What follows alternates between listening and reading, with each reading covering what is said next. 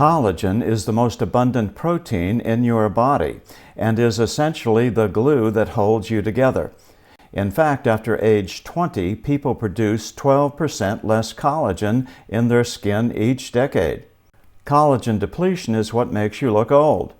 Most collagen supplements do not provide the hydrolyzed bioactive collagen peptides that enable your body to digest collagen properly, plus it tastes badly. BioTrust gives you the 5 most available kinds of collagens that dissolve easily in hot or cold liquids with zero taste. You can add it to your coffee, tea, or smoothies, or even baked goods recipes. So to look and feel younger fast, go to www.healthwithbill.com. Good morning. I'm still reporting on COVID.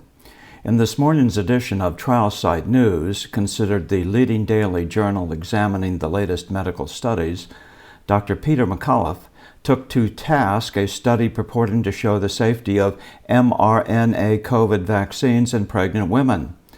Dr. McCullough has only recently gained fame on television.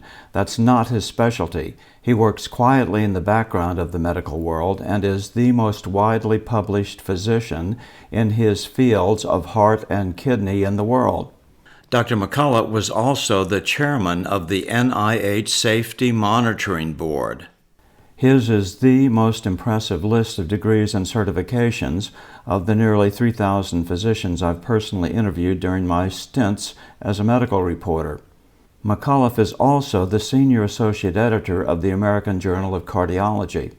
He criticized a study recently published in the once respected New England Journal of Medicine. The NEJM was humiliated early on in the COVID pandemic when they published a study trashing the efficacy of hydroxychloroquine in treating COVID by using fraudulent data. Then they refused to make the underlying data available for an independent audit. Sound like a familiar theme in today's politicized world? Although that study was withdrawn and the NEJM had to apologize for it, here they go again. This study looked at the safety of mRNA vaccines given to pregnant women. As Dr. McCullough points out, this trial was particularly important because pregnant women were excluded from the all-important Phase 3 trials that allowed mRNA vaccines to qualify for emergency use authorization in the treatment of COVID. Dr. McCullough points out that the authors downplayed the number of spontaneous abortions, SAB, by wrongfully calculating the incidence of SABs. In Dr. McCullough's words, rendering the statistic meaningless.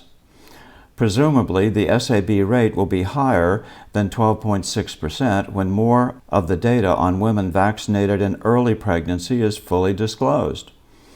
He also criticized the lack of any mention of the vaccines causing the production of something called the spike protein, which has been implicated in pathogenic mechanisms that affect the uterus, placenta, and possibly the fetus. These agents have not been proven safe in Phase 3 trials of pregnant women, nor have they been studied long enough to ensure their continued safety through the 9-month development trajectory of the unborn infants and into their early years. Dr. McCullough then recommended that a warning label should be attached to information about mRNA COVID-19 vaccines, recognizing these risks. mRNA COVID-19 vaccines may be associated with severe adverse events. Their effect on pregnancy outcomes, especially when administered early in pregnancy, have yet to be determined, and their use should be limited to clinical trials. Furthermore, he says that the mRNA vaccines should fit into the Category X labeling for pregnant women, indicating that the potential risks involved in use of COVID-19 vaccine in pregnant women clearly outweigh any future benefits since COVID-19 is mild and treatable for the majority of pregnant women. I'm still reporting from the soon-to-be restored Citadel of World Freedom.